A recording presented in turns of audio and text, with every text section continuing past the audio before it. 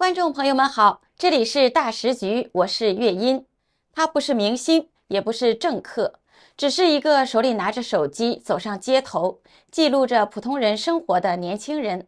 但就是这样一个人，居然被央视亲自点名，他的所有账号一夜之间被团灭，他的影片、直播、商品全被清空，连他的名字都被官方列为挑动群体对立的典型。你能想象吗？在中国，一个只是拍工人1小时工资能买啥的年轻人，居然成了被定义为危害社会稳定的对象。这到底是批判，还是另一种误会下的夸奖呢？因为有的时候被封杀的恰恰是最真实的人。11月5号，中共央视新闻在法治在线罕见的点名，这个名字你一定听过，护陈峰。节目说他用手机品牌划分社会阶层，说他制造对立，贩卖焦虑。可谁都知道，他不过是拍下我们看见却不敢说的现实。他的影片里没有骂人，没有政治语言，只有一个老人指着货架上的肉说：“我也没有这个的。”那句话比任何批评都刺耳，因为那是真相，而这正是中共最怕的。央视最近罕见正面开火了，对象就是大家熟悉的百万网红护陈峰。11月5号，中共央视新闻在法治在线里直接点名，说护陈峰把手机品牌操作系统硬生生包装成社会阶层标签，苹果人是精英，安卓人是底层。节目认为这种内容踩到了监管红线。今年9月20号，他在各大社交平台的账号就已经被封，内容被清空。节目里还引用了官方专家的说法，给人群贴苹果人、安卓人这种标签，本质是在刻意制造对立，煽动情绪，贩卖焦虑，以吸引眼球和流量，最终都是为了商业变现服务。其实这不是第一次有官媒盯上他。9月30号，浙江省委宣传部旗下公众号浙江宣传发了一篇题为硬扯苹果人、安卓人意欲何为的文章。文章没有直接点名，可谁都看得出说的就是护陈峰。文章给他扣了3个大帽子：一、崇洋媚外，吹外国踩国产，还时不时损中国传统文化；二、利用年轻人的焦虑和虚荣，精准收割流量；三、煽动偏激情绪，传播所谓扭曲价值观。文章发出了之后，风向几乎是立刻就变。上午浙江宣传发文，中午各大官媒开始同步转载。到了下午，护陈峰在各平台的账号就被一键团灭。抖音、微博、B 站、小红书、淘宝全部账号不是封就是直接消掉，过往的视频直播记录全部归零，就像一个人从网络世界里被抹掉了一样。其实要追溯到更早，9月16号那天直播结束后，他的状况就开始不对劲了，能看见人但说不了话，不能回屏，不能开播，账号还在，但功能上已经半瘫。9月20号，全网封禁落地，抖音上130多万粉丝的账号清空，小红书、微博、B 站全都提示违规，淘宝店也停了，商品下架，功能停用。到了22号，网信办发布通知，间接地坐实了原因，账号从此停止实质性更新。同一天，还有一件更大的事情，中共中央网信办在网信中国公号宣布启动为期2个月的清朗专项行动，整治方向很清晰，挑动群体极端对立情绪，传播负面信息。微博、抖音、快手、小红书直播平台全部列入范围。这个指向其实已经很明白了，所以等到央视这次公开点名，更多的像是一个宣告式的收尾。护陈峰已经从中国网际网络上完全消失。你可能要问了，护陈峰到底是谁呀？为啥能火成这样？又为啥最后直播被消号呢？护陈峰今年27岁，是98年出生的，他是江苏镇江人，家境挺普通的，甚至说有点贫寒。高中毕业了之后就没有继续念书，就出去打工了，当过汽修工。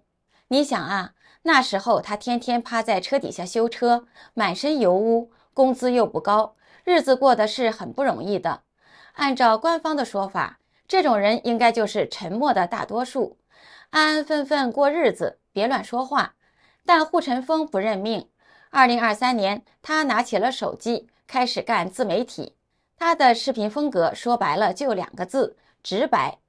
内容主要是街头采访，还有个特色栏目叫购买力挑战。什么意思呢？就是对比不同地方的工资，能买到多少东西。比如说，中国工人1小时的工资在超市能买啥，再对比国外普通工人在当地超市能买到多少。这些内容看似简单，但戳中了多少打工人的心窝子啊！大家都觉得工资低、物价高，他就把这些事儿赤裸裸地拍给你看。可以说，户晨风是自己开辟了一条新赛道，用最直接的方式，让很多墙内人第一次接触到了一些常识性的认知和普世价值。比如2023年的3月，他在成都的街头采访了一位78岁的老人。老人是从南充来的，寡居，投奔儿子，可儿子也失业了，还要养2个孩子。老人每个月的养老金只有107块钱，肉已经都很久没有吃过了。户晨风带他去超市买点东西，老人指着货架子上的肉说：“我也没这个的。”意思就是买不起。视频一发，很快就被下架了。理由呢？利用弱势群体博流量。其实大家都懂，官方天天喊全面小康，人人幸福，可户晨风的视频一出，就像扎破了宣传的气球，让人看见了不一样的现实。还有一次是他在 B 站直播，有人突然连线问：“你觉得习是不是独裁者？”户晨风吓坏了，立马掐掉了连线，还急着撇清：“严重违规啊，这种人疯了，我第一时间就挂了。你自己承担后果啊！”结果还是没躲过去，账号被封了几天。但是真正把他推到风口浪尖的是后来的安卓苹果论。什么意思呢？户晨风把东西简单分成2类，苹果就是高端，安卓就是低端。这个说法一出，立马引起了巨大的热议。有人觉得他在崇洋媚外，有人觉得他说到点子上了。但不管咋样，他的名气被推到了最高峰。接下来插入一段工商时间，我们大时局频道会及时追踪各种重大新闻。如果你想翻墙观看我们的节目，我推荐一款非常好用的 VPN， 神盾 VPN。我和我们团队的人觉得这是目前真正值得信赖的安全 VPN。为什么这么说呢？很多人可能都在用 VPN， 但是传统 VPN 存在一个问题，它只用1台伺服器，资料经过加密传到 VPN 的伺服器，然后由同一台伺服器发送出去。也就是说，它不但知道你的来源 IP， 也知道你连去了哪里。这意味着，只要那台伺服器有风险，你的整条路径就会被看得一清二楚。而神盾 VPN 采用的是独家技术，双节点 P2P 加密架构，资料会经过2台伺服器转送。第一台只知道你的来源 IP， 第二台只知道你要连的目的地，2台之间端对端加密，任何单一节点都无法还原整条通讯路径，连神盾自己都无法追踪你在网络上的行踪。除了安全，神盾 VPN 的速度和稳定性表现也很出色。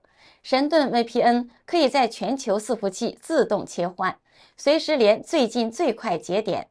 而且一个账号可用在手机、电脑、平板，可以全家分享。现在购买2年方案享65折优惠，输入我们节目的专属优惠码大时局，再打9折。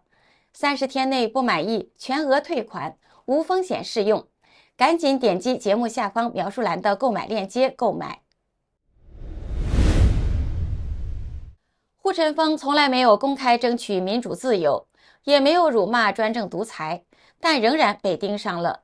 原因绝非表面言辞尖锐，而是他将中共治下的阶层固化、城乡差距、国产品质短板赤裸裸地摆在了公众面前。从根本上瓦解了官方的洗脑，动摇了舆论垄断。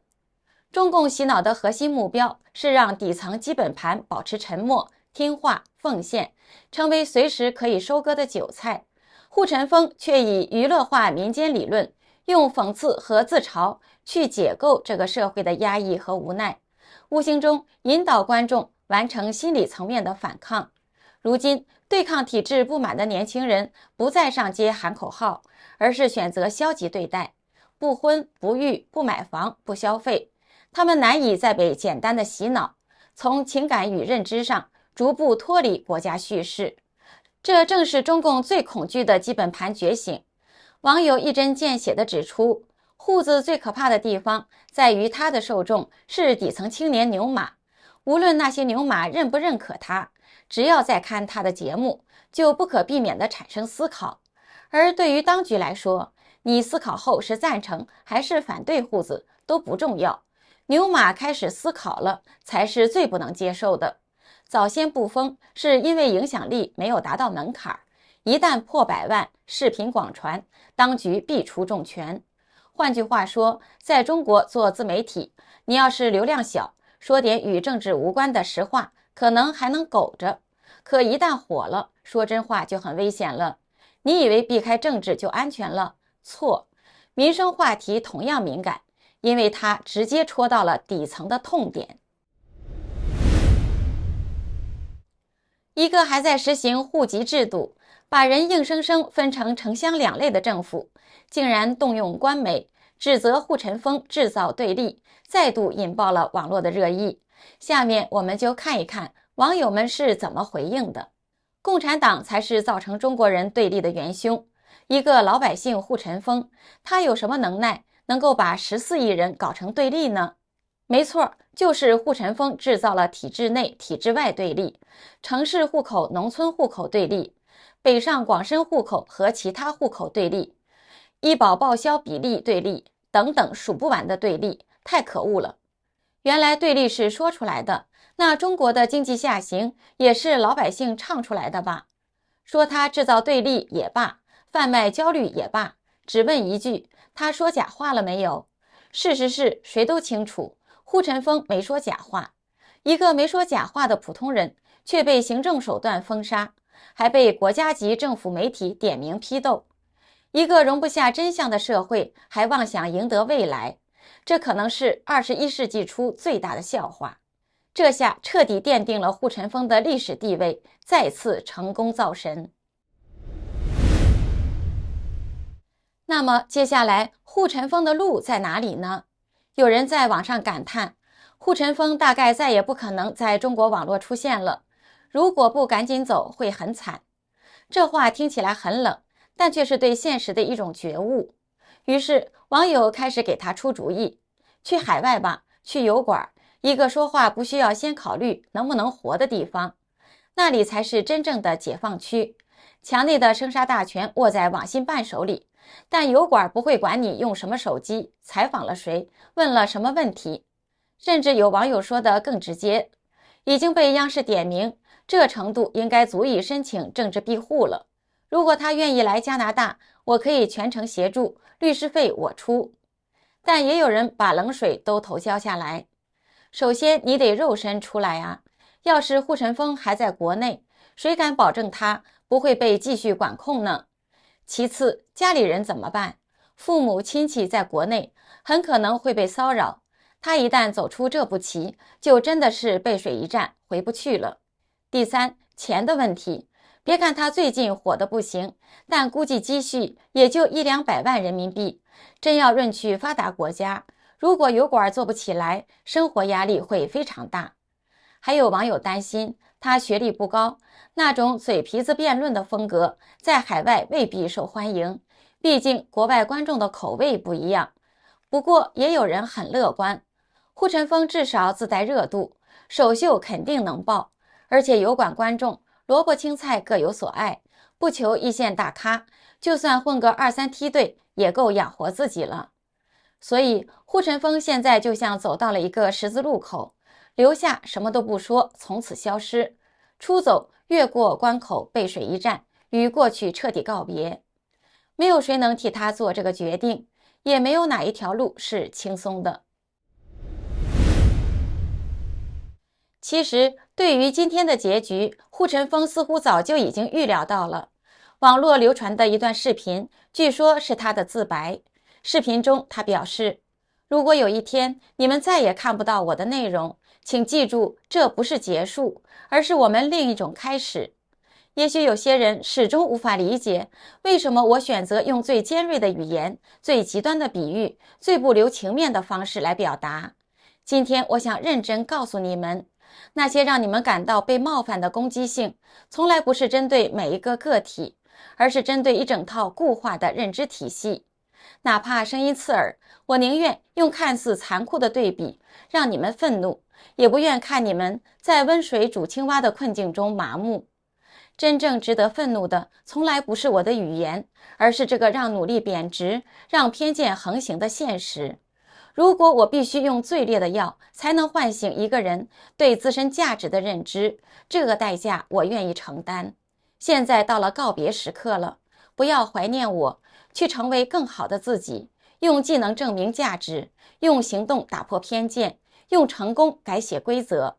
当你们不再需要任何一个护城风来敲警钟时，才是真正的胜利。是啊，观众朋友们，你听懂护城风的话了吗？被封杀不是结束，而是开始。当有人用最犀利的话语敲醒沉睡的偏见，挑战固化的体制，真正的胜利取决于你我是否愿意醒来。这里是大时局，感谢您的陪伴与思考，请订阅分享并打开小铃铛，和我们一起在动荡中坚守真相，在黑暗中点燃希望。